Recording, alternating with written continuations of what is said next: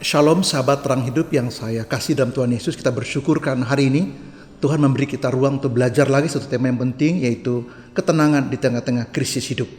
Nah, untuk itu saya membaca dari satu bagian firman Tuhan, Injil Markus pasal 4 ayat 38. Saya baca 38 saja, sebenarnya ayat 35 sampai 41. Saya bacakan firman Tuhan. Pada waktu itu Yesus sedang tidur di buritan sebuah tilam. Maka murid-muridnya membangunkan dia dan berkata kepadanya, "Guru, engkau tidak peduli kalau kita binasa?" Nah, di tengah-tengah badai yang sedang mengamuk, di tengah-tengah krisis yang sedang melanda perahu mereka, perjalanan mereka, menghantam begitu hebat perahu mereka dan nyaris tenggelam. Satu hal yang menarik bahwa Yesus di sana tertidur. Nah, bagaimana sikap Yesus di tengah krisis seperti itu bisa tenang dan tertidur? Menjadi pertanyaan kita ialah, apa yang menjadi rahasianya? Sampai di tengah-tengah badai, di tengah-tengah gelombang yang begitu hebat, yang mencekam sekali, yang bisa menyerang mereka dan akhirnya bisa menenggelamkan perahu mereka dan membuat mereka binasa seperti yang dikeluhkan oleh para murid kepada Yesus. Bagaimana Yesus bisa tenang? Nah, saya mengambil dari dua bagian teks Alkitab, yaitu dari teks ini, Markus pasal 4 ayat 35 sampai 41 dan Mazmur 62 ayat 1 sampai 13. Saya mulai dari perspektif Mazmur. Nah, Mazmur 62 itu bicara tentang ketenangan dekat dengan Allah. Pemazmur mengatakan bahwa hanya dekat dengan Allah saja kiranya aku tenang, daripadanya lah keselamatanku. Kota bentengku aku tidak akan goyah. Nah, ayat 1 sampai 13 itu menggambarkan deskripsi dari prinsip ini, yaitu ketenangan sejati yang didapatkan pemazmur ketika dia menyadari bahwa dia dekat dengan Allah. Itu yang sangat penting dan kita akan bahas perspektif Mazmur 62 1 sampai 13. Dari teks Mazmur 62 1 sampai 13 ada 3 alasan kunci mengapa pemazmur mengungkapkan perkataan di ayat 2, yaitu hanya dekat Allah saja kiranya aku tenang, daripadanya lah keselamatanku. Ada 3 hal yang menjadi prinsip dari teks ini yang menjadi dasar mengapa pemazmur tenang di tengah kemelut kehidupan yang dihadapi, krisis yang dihadapi. Yaitu pertama, yaitu bahwa Allah itu sumber keselamatan sejati. Dan ini juga dalam doksologi Maria juga jelas. Ya, dia mengucap syukur, dia memuji Tuhan, meninggikan nama Tuhan karena keyakinan yang sama bahwa Allah adalah sumber keselamatannya. Nah, pemazmur mengungkapkan itu sebagai basic mengapa dia tenang bahkan di tengah krisis yang sedang melanda hidupnya. Yang kedua, bahwa kekuatan sejati hidup ini ada pada Allah.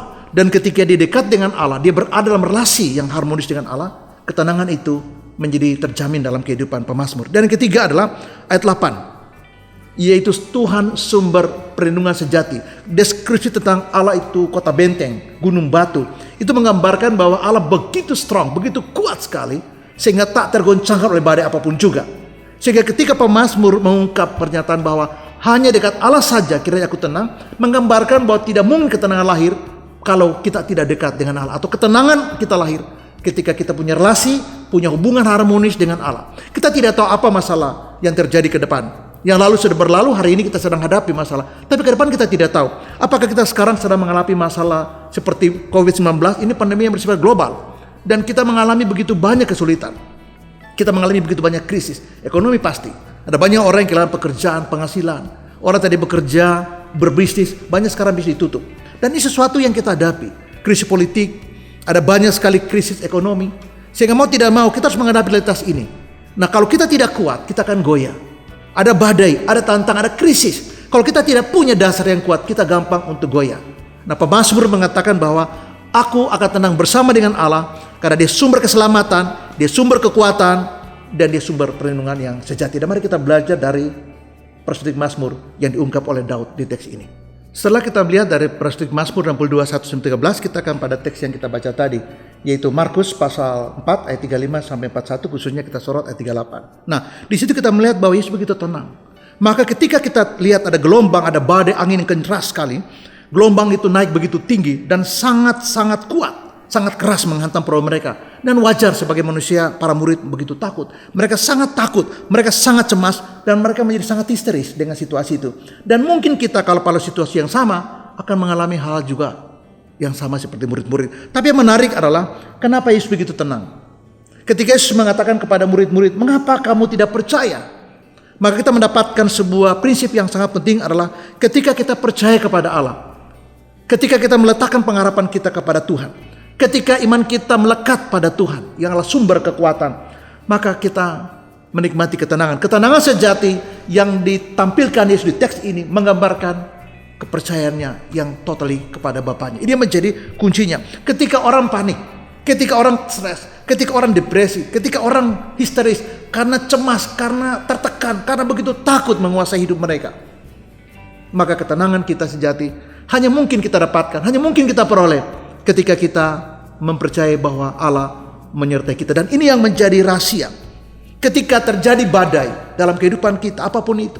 Saya tidak tahu apakah kita sedang bergumul masalah ekonomi keluarga, atau anak-anak kita yang sulit mendapat kerjaan. Beberapa orang bergumul karena anaknya juga mengalami kesulitan untuk mendapatkan teman hidup. Beberapa orang bergumul karena pekerjaan mereka kemudian menjadi tidak baik lagi. Usaha mereka menjadi tidak bagus lagi. Di sana sini terancam untuk bangkrut dan utang begitu besar, menghadapi pajak dan segala macam. Dan mereka begitu mengalami krisis.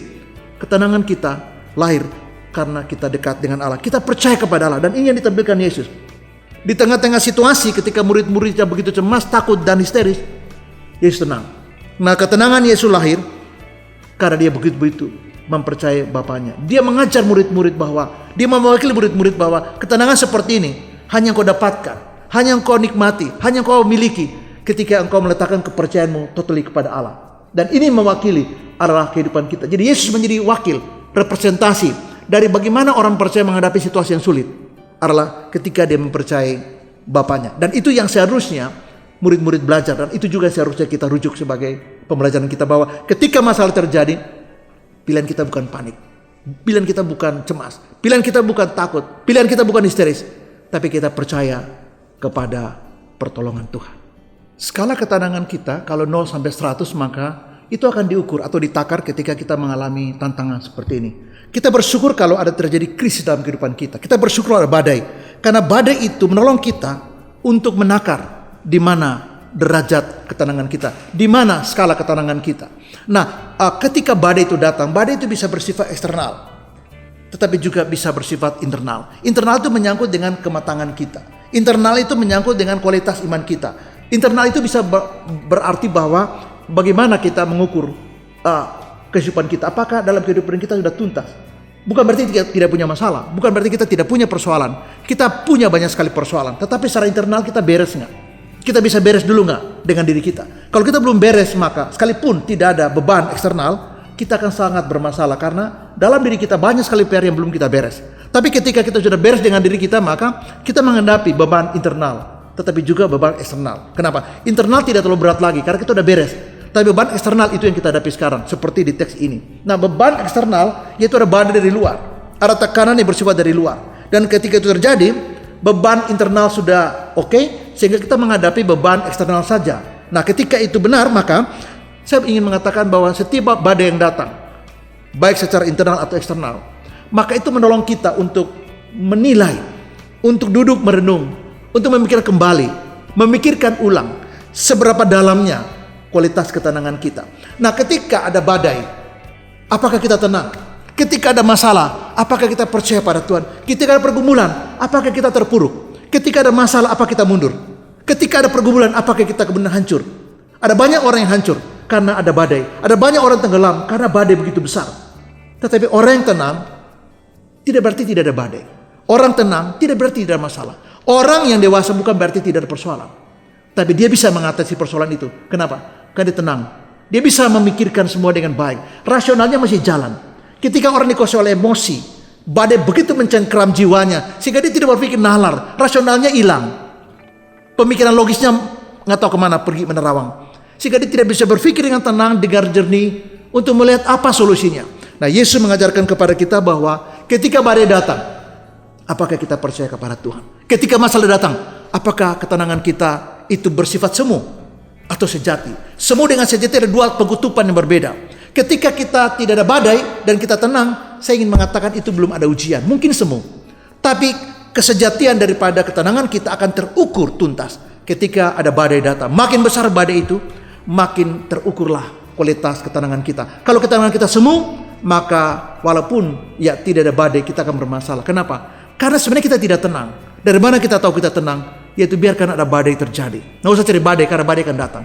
ketika badai itu datang, ketika tantangan datang, ketika krisis melanda, ada banyak sekali masalah yang terjadi, baik internal terutama eksternal. Maka ketika kita tenang dan ketenangan kita bersifat sejati, maka kita seperti Yesus.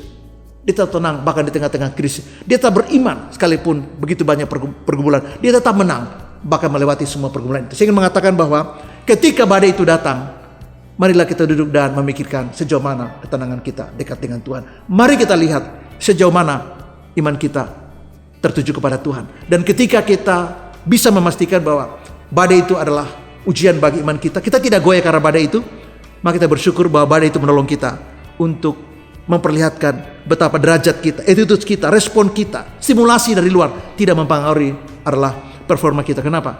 Karena daya tahan kita, cara kita menghadapi masalah akan terlihat pada ketenangan kita yang sejati ketika hati kita, hidup kita, iman kita tertuju dan melekat kepada Yesus. Tuhan Yesus memberkati dan shalom buat kita semua. Amin.